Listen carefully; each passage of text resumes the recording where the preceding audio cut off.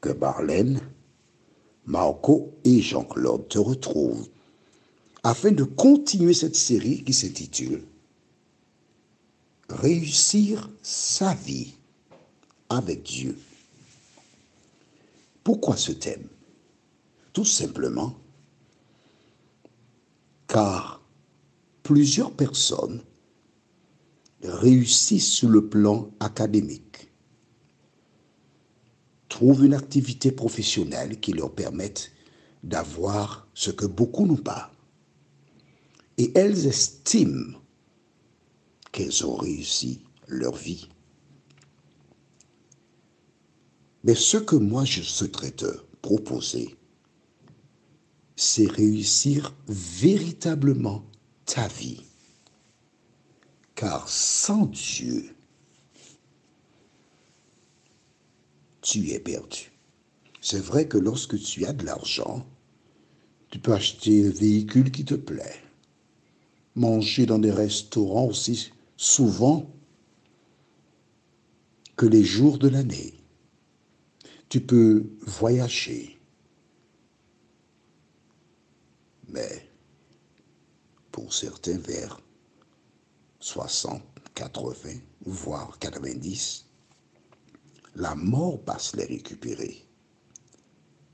Et c'est terminé. En revanche, celles et ceux qui s'appuient sur la parole de Dieu et qui marchent à la lumière de cette parole, ces personnes vivront éternellement. Tu as donc le choix de vivre juste pour ce monde où tu rencontreras les déceptions, la souffrance, la maladie, la mort, ou encore un jour de vivre sur une nouvelle terre avec Jésus. C'est toi qui choisis. Hier, notre thème était au commencement. Pour certains, c'était avant-hier, puisque cette série est aussi diffusée sur des radios en Afrique. Aujourd'hui, nous verrons l'Esprit de Dieu. Juste avant, prions. Notre Seigneur et notre Dieu. Quel bonheur pour nous de venir vers toi encore aujourd'hui, afin d'ouvrir le Saint-Livre, celui qui nous conduit des ténèbres à ton admirable lumière. Merci pour le Saint-Esprit qui nous conduise jour après jour et que nous soyons en mesure de nous appuyer sur toi, nous t'en prions, au nom de Jésus pour ta gloire éternelle. Amen. Souviens-toi, notre référence du jour, c'est Genèse 1, verset 2. Nous avons commencé par le début et nous continuons toujours par ce début. À titre de rappel, cette série est réalisée spécialement pour celles et ceux qui ne connaissent pas Dieu, celles et ceux qui veulent comprendre la parole, comment la lire, mais surtout pour celles et ceux qui veulent être sauvés. Nous avons vu précédemment qu'au verset 1, au commencement, Dieu créa les cieux et la terre. Et nous avons aussi lu qu'il faut que celui qui s'approche de Dieu croit qu'il existe et qu'il est le rémunérateur. C'est lui qui donne. Maintenant, si tu ne crois pas qu'il existe, ça s'appelle la foi. Si tu n'as pas la foi, tu ne peux pas lui être agréable. Plusieurs personnes ont des difficultés à comprendre ce terme, la foi. La foi, mais comment on a la foi? Qu'est-ce que la foi? La foi, je vais te raconter. Quand j'étais enfant, j'avais des dents. Puis à un moment donné, la dent commençait à locher, elle bougeait. Oh là là, je vais perdre mes dents. Et des adultes me disaient, mais non, au contraire. Quand ta dent, elle va tomber, c'est normal, tu la prends, tu la places sous ton oreiller le soir, et dans la nuit, une souris va venir t'apporter 1 franc. Ah bon? J'ouvrais les yeux. Et quand la dent est tombée, j'ai placé celle-ci sous l'oreiller et j'ai été m'endormir. À mon réveil, la première chose que j'ai faite, c'est quoi? J'ai soulevé mon oreiller. La dent n'était plus là, mais le franc y était.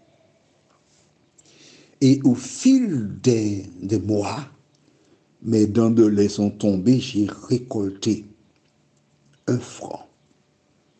Pourquoi ai-je récolté 1 franc? Parce que j'avais cru, j'avais porté foi à la parole qui m'avait été énoncée par l'adulte. Aujourd'hui, je sais fort bien que ce n'est pas une souris, mais c'est un gros rat, en l'occurrence une personne qui vient apporter le franc. Mais à travers cela, bien que ce soit du mensonge, ces personnes m'ont inculqué à croire à un qui est plus âgé que moi, et j'ai eu la démonstration par la présence du franc que c'était la vérité. Mais nous savons que c'est l'erreur. Le père du mensonge, c'est le diable.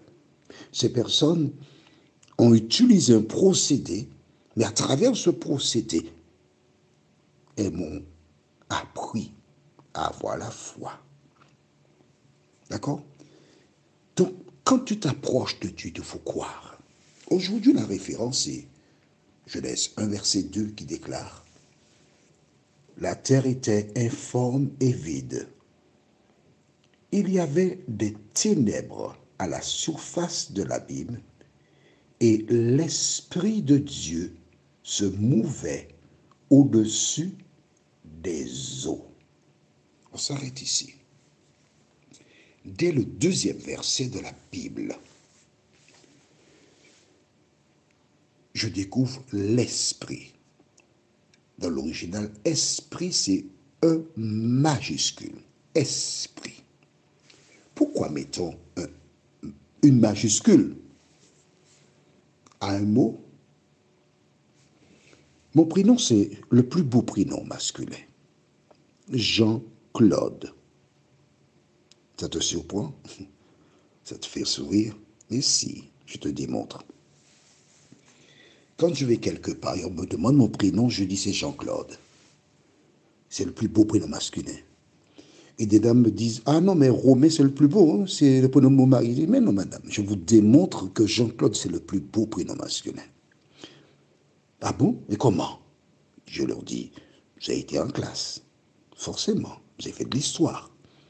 Vous avez vu en histoire 450 avant JC ou après JC. Ce n'est pas la même personne, on est d'accord. Mais ce sont les mêmes initiales. JC. Et j'obtiens toujours un sourire. Je dis, oui, Jean-Christophe pourrait dire de même. Mais chaque voit midi à sa porte. Vois-tu, pour écrire mon prénom, le J, c'est toujours J majuscule. Le C de Claude, un C majuscule. Cela indique une personne. Mais dans ce cas précis, le E majuscule, Esprit de Dieu. Alors beaucoup de personnes déclarent que l'Esprit de Dieu, c'est la force agissante de Dieu. C'est un débat. Mais non, c'est simple et facile. Est-ce que tu as ton cahier et de quoi noter? Oui, dans chaque série, il y a écrit Jean 4, verset 24. l'évangile de Jean, chapitre 4, verset 24. Il faut toujours avoir ta pointe. Je te dis, tu es en cours. Hein? Ce n'est pas un cours élémentaire ni préparatoire. Hein? Jean 4, verset 24 déclare, Dieu est esprit. Et il faut que ceux qui l'adorent en esprit et en vérité.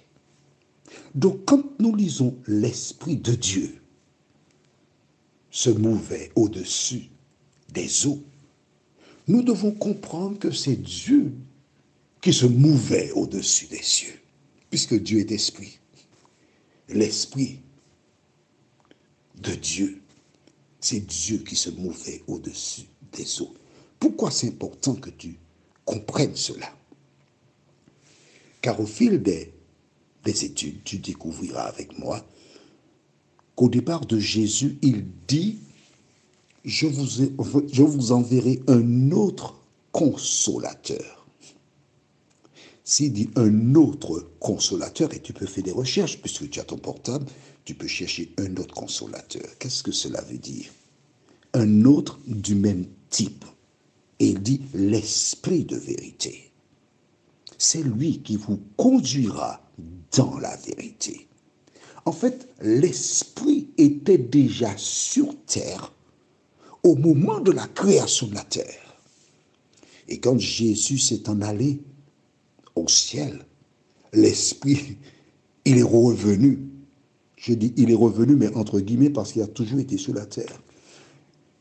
De telle sorte que les humains qui se laissent conduire par lui soient en mesure de connaître la vérité et accepter Jésus comme sauveur personnel. Il faut que tu saches que l'esprit, dans le temps on va découvrir, il travaille soit de l'extérieur ou à l'intérieur. C'est comme un peintre en bâtiment. Le peintre, il peint l'extérieur de la maison et il peint aussi l'intérieur. Quand tu regardes une maison de l'extérieur, elle paraît belle. Mais quand tu rentres, tu risques de te retrouver dans un taudis. Quand tu n'as pas Jésus, l'intérieur n'est pas peint, c'est pas propre, c'est pas beau. Quand tu permets que Jésus vienne et peint l'extérieur, ensuite il faut qu'il entre dans ta vie pour nettoyer et peindre aussi l'intérieur, afin que tout soit en face. Aussi longtemps qu'il reste dehors, la maison n'est pas parfaite. Prions, notre Seigneur et notre Dieu, merci parce que tu nous éclaires, tu nous permets de savoir que l'Esprit était sur terre bien avant la création.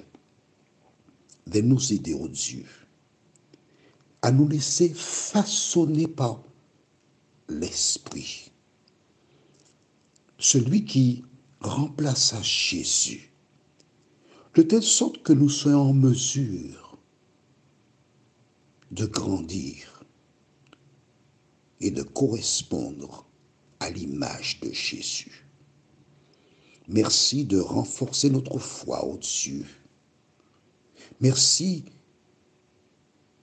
de nous conduire jour après jour dans le droit chemin, et que toutes celles et ceux qui nous rencontrent reconnaissent en nous la lumière du monde qui permet aux uns et aux autres de te connaître, de t'accepter et d'être sauvés, nous t'en prions. Au nom de Jésus et pour ta gloire éternelle. Amen.